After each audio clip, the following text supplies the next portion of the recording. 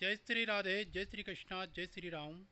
प्रिय सज्जनों, आज पुनः सत्संग की पावन बेला में हम आप लोग आमने सामने हैं और अपने समय को सार्थक करने के लिए तैयार है। प्रिय सज्जनों, संसार के लोग आपके बारे में क्या सोचते हैं, इसकी परवाह कभी नहीं करना चाहिए। आप अच्छे कर्म करिए जो शास्त्रों में, पुराणों में, वेदों में महामनुष्यों द्वारा, महापुरुषों द्वारा और हमारे अनुभवी वृद्ध जनों के द्वारा पूर्व में जो कर्म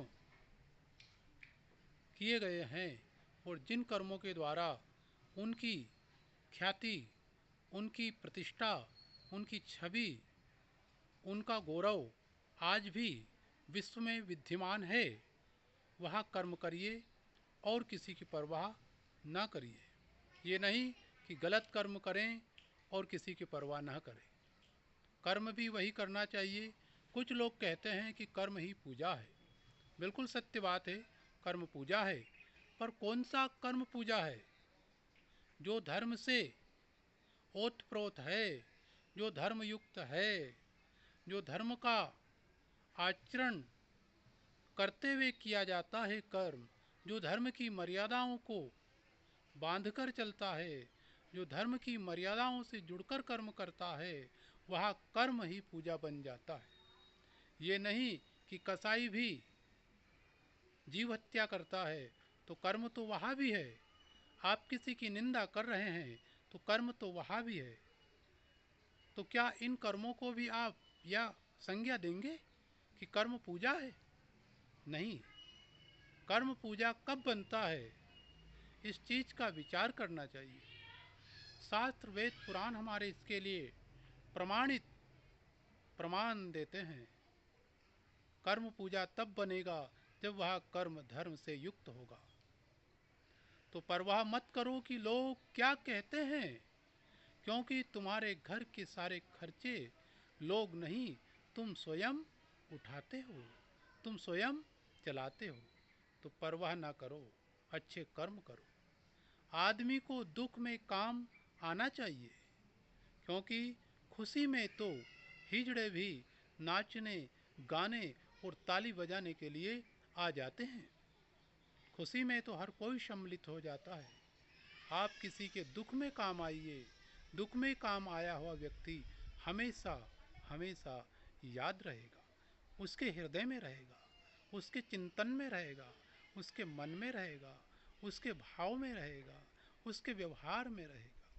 इसलिए दुख में काम आइए और दुख को मिटाने का प्रयत्न करिए।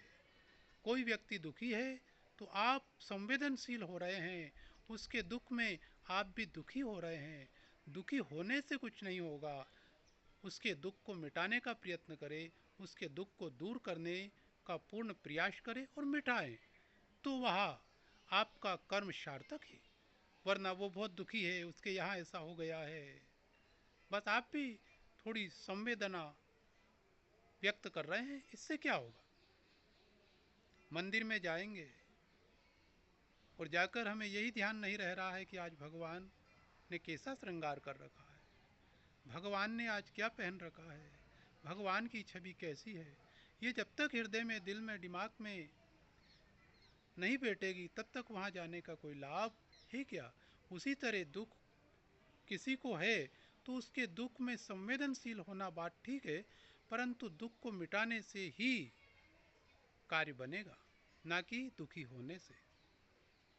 प्रिय सज्जनों, ये अनमोल वचन आप सुन रहे हैं। इन अनमोल वचनों को आगे तक भी पहुंचाने का प्रयास करें, जिससे कि आप पुण्य के भागी हो। भगवान से व्यक्ति वस्तु मांगता है, साधन मांगता है, सुविधा मांगता है, धन मांगता है, पुत्र मांगता है, परिवार कलत्र मांगता है, परंतु ये सारी चीज़ें नास्तिक है।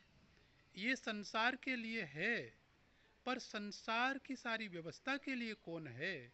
उसके लिए वो संसार का पालनहार है।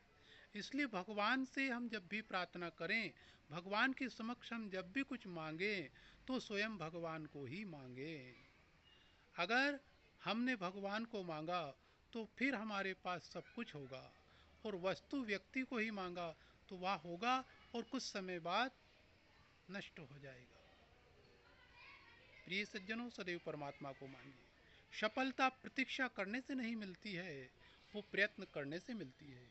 इसलिए अच्छे कर्मों के लिए समय वेस्ट मत कीजिए, समय का इंतजार मत कीजिए, प्रारंभ कीजिए।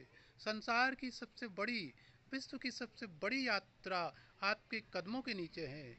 आप कदम उठाएंगे, यात्रा के लिए आगे बढ़ेंगे, तो यात्रा प्रारंभ होगी तो पूर्ण भी होगी, लक्ष्य तक भी पहुंचेंगे। इसलिए समय को व्यर्थ ना करें और कार्य को प्रारंभ करें। जय श्री राधे, जय श्री राम, जय श्री कृष्ण।